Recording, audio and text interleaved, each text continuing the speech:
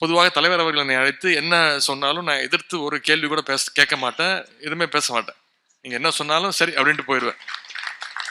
என்னை அழைத்து நவம்பர் 14ஆம் தேதி நீ ஒரு நிகழ்ச்சிக்கு செல்லணும், டெல்லி வரைக்கும் போகணும், காலைல போயிட்டு முடிந்தா நைட்டே வந்துரு அப்படின்னு சொன்னாங்க.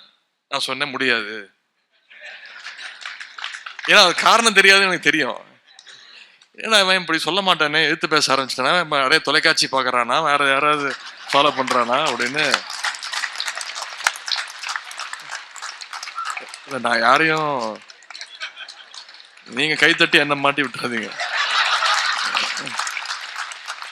பார்த்தாரு, முடியாது அப்படின்னு. என்ன முடியாது, என்ன வேற ஏதாவது நிகழ்ச்சி ஏதாவது கொடுத்துருக்கியா? ஆமா கொடுத்துருக்கிறேன். டெல்லி போகணும்னு சொல்றேன், அதை விட என்ன முக்கியமான நிகழ்ச்சி? நான் காரைக்குடி போகணும்னு சொல்றேன், நீங்க என்ன புரியாம பேசுறீங்க? காரைக்குடி போறியா, எதுக்கு அப்படின்னாங்க. என்ன சொல்றீங்க, சுபவி என்ன வந்து தேதி வாங்கியிருக்காங்க. ஆமாம்மா மன்னிச்சிரு, நீ போயிட்டு வந்துரு, நான் டெல்லிக்கு வேற யாராவது அனுப்பிச்சிடுறேன் அப்படின்னு சொன்னாங்க. நான் ஏன் அதை குறிப்பிடுறேன்னா, இந்த நிகழ்ச்சி அவ்வளவு முக்கியமான ஒரு நிகழ்ச்சி. எந்த பணியாக இருந்தாலும் இந்த நிகழ்ச்சியில கலந்து கொள்வது என்னுடைய வாழ்நாளில் ஒரு மறக்க முடியாத நிகழ்ச்சியாக நான் இதில் கலந்து கொண்டிருக்கிறேன்.